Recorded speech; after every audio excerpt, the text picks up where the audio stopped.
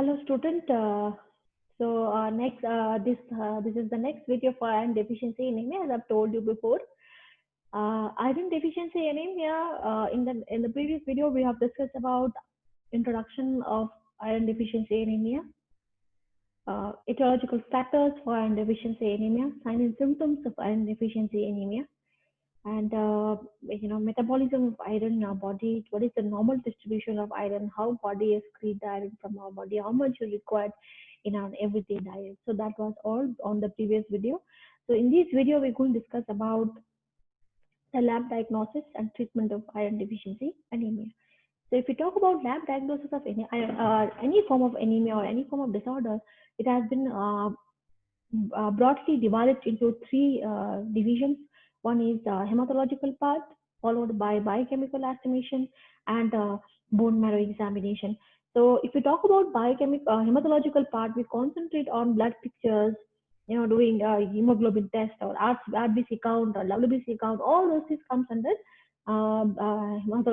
blood pictures and red cell indices finding. So if we talk about iron deficiency anemia in that specific case, then yes, it is very obvious that yes, a person suffering from iron deficiency anemia will have a decreased amount of hemoglobin concentration, which can ranges from mild, moderate, and up to severe. It can be a variable degrees. So if we talk about RBC count or RBC pictures under, if you observe under microscope, then yes, RBC count will be decreased. And if we talk about the morphology of RBC, the most prominent morphology of RBC seen in iron deficiency anemia is microcytic hypochromic. Please remember this. Sometimes instead of saying iron deficiency anemia, we also used to say microcytic hypochromic anemia. So microcytics are nothing but smaller in size. Hypochromic is less color. So the most prominent features of iron deficiency anemia is when we do PBS, it will look RBC will look smaller and they also have less color. And beside that, we also see different types of anisocyte and poikilocytes, like we can see target cell, we can see ellipsocytical form, and we also see polychromatic cells.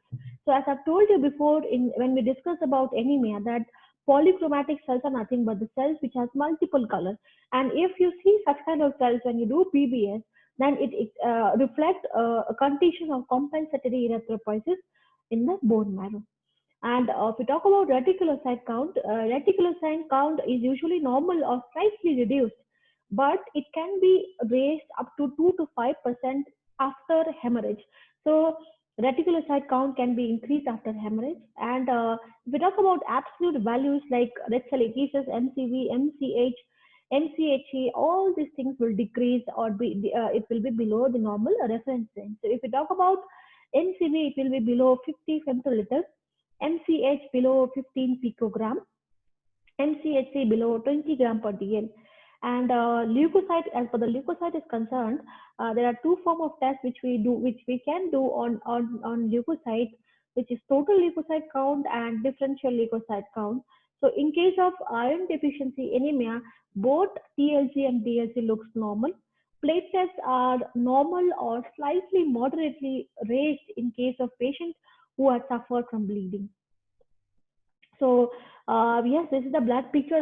When we do PPS and observe under the microscope, you can see the target cells, which has a dark kind of thing which is there in the center, and we have microcytic hypochromic means you can see the smaller size of RBC and central pallors are more. So that indicates microcytic hypochromic anemia. If we talk about bone marrow finding, then yes, we can see marrow cellularity, that is increased marrow cellularity, especially in erythrocytes. So you can see erythroid hyperplasia, and there is increase in the activity of erythropoiesis, and there is other cells which you can see when you take out the bone marrow sample and when you do marrow staining, then you can see positive marrow staining, especially in the stain. Uh, Especially when you do iron staining like pearls, Prussian blue. So these are for biochemical, these are for bone marrow examination. If we talk about biochemical findings, then you can do, serum iron level, the amount of iron, to see the amount of iron in the serum, and total iron binding capacity, that is TIBC, and concentration of serum ferritin and serum transferrin and red cell protoporphyrin. So that you can see. So you can see when you talk about serum iron level, yes, obviously that if somebody is suffering from iron deficiency anemia, the concentration is below the normal reference range. It is normally it is up to 40 to 140 microgram per dl, but it can be slightly decreased in case of iron deficiency anemia. Total iron binding capacity is usually high. Why? Because see, total iron binding capacity is nothing but, say, for example, I've told you that transferrin is one form of glycoprotein which are responsible for transferring iron from one place to another place.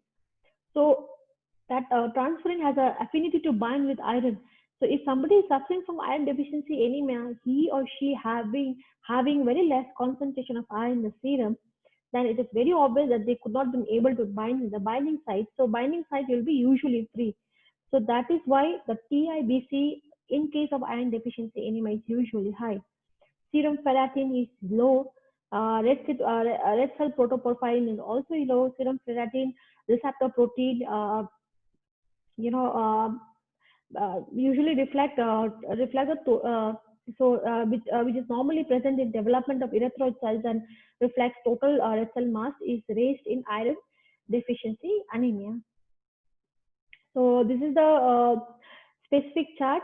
We have added anemia of chronic disorder also and hemoglobinopathies also, and you can see the differentiate.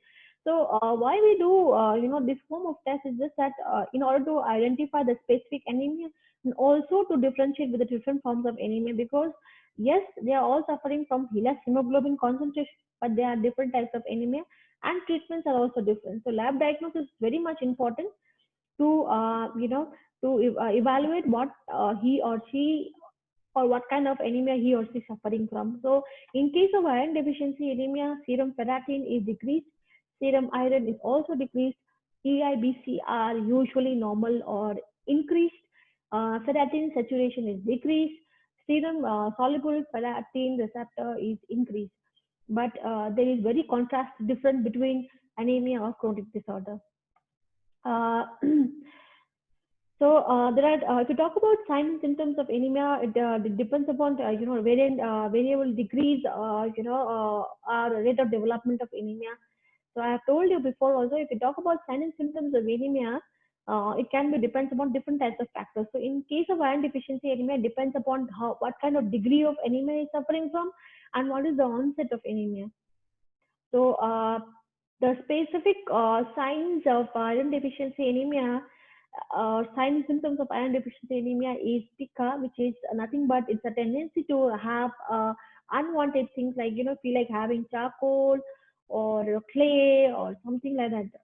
And the other signs and symptoms are, fatigue and tiredness, shortness and bleeding, hair loss, depressions, frequent headaches. So these are very important signs and symptoms of anemia. So you can see cold hand and feet, problem in concentration, dizziness, thinning of hair loss, itchy skin. These are the important.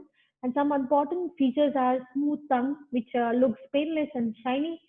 And yes, they look well, which is a very prominent features of any form of iron, any form of anemia. And yes, it is also important in iron deficiency anemia. Yes, this is we used to call it as angular stomatitis, which is nothing but you can see an infection in the side of your mouth. Then spoon-shaped, fingers. You can see in a person who's suffering from iron deficiency anemia. And yes, somebody might be having water retention, especially in the lower limb. So edema can be seen. So these are all signs and symptoms of anemia. And if we talk about treatment of anemia is very much important. So treatment depends upon two factors. One is either the correction of the disorder or it can be correction of iron deficiency. So I've told you in the etiological part that iron deficiency anemia can be caused by different factors like it can be inadequate dietary intake or decreased absorption of the intestine. So if we talk about correction of disorder, say for example, like if somebody is taking a sufficient amount of iron in his diet, but the body could not be able to observe it. Maybe suffering from some gastric cancer or some kind of infection in the intestinal region. So instead of providing, instead of correcting the iron deficiency anemia, in that case we have to correct the disorder. So we have to take the patient, examine it properly, and we can remove that particular defect either by surgical or medical procedure, so that at the end of the day, when he takes a rich iron diet, the body can receive it and absorb it properly. And if we talk about correction of iron deficiency anemia, it can be achieved by two ways. One is oral therapy, other one is parenteral therapy. Oral therapy is nothing but you are giving, iron tablet, and it has been taken by oral route. So that can be used, which is been commonly used in especially in our country. And if we talk about parenteral therapy is nothing but some people who are intolerant of oral therapy, or maybe some GI tract malabsorptions are there, or you need to replenish the iron loss as soon as possible. So in that case, instead of going for oral iron therapy, you will go towards parenteral iron therapy. So in case of oral iron therapy, you can give iron salt in a different forms. It can be ferrous form, fumarate, sulfate, either in liquid form or in tablet form. So these are the dose in which you can give. And yes, but then if you talk about the bilateral therapy, which has a lot of side effects uh, as compared to oral therapies, because of that, which has not been commonly preferred, especially in our country. So these are all about iron deficiency anemia, especially in relationship with the lab diagnosis, clinical features, and treatment. So if you have any kind of questions, please comment in the comment box. I hope you like my